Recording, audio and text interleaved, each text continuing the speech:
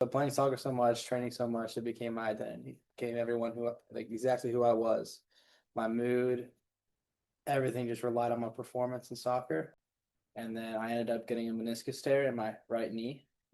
Um, and that devastated me, of course. So that was the beginning of my mental health struggles with a lot of depression through that. And then I didn't listen to physical therapy at all. I just wanted to get back to soccer as soon as I could.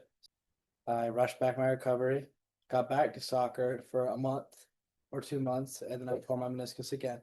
Um, because I did not listen to physical therapy, so it never healed all the way.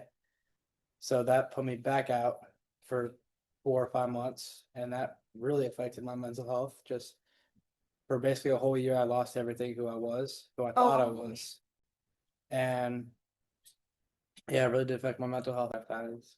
Putting my trust in a God, putting just everything into Him, making Him my identity, not making soccer my identity anymore.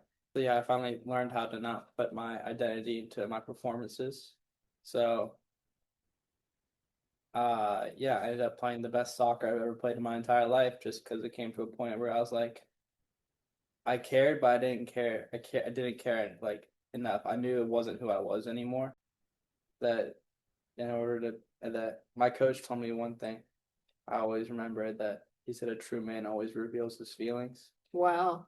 A true man always reveals his feelings. So yeah, I mean everything's temporary. I always like pressure is always a big thing that caused me in my mental a lot of things. And I always saw like a good quote that always sticks with me now. It's like a pencil needs pressure to work, but if you apply too much pressure, it breaks. So I always just thought of it like that. If you're just putting too much pressure on yourself to perform in a sport or to get like a student leadership role or anything like that, like it's gonna be okay. Even if you don't get it, you can't put too much pressure on yourself or else things will go bad.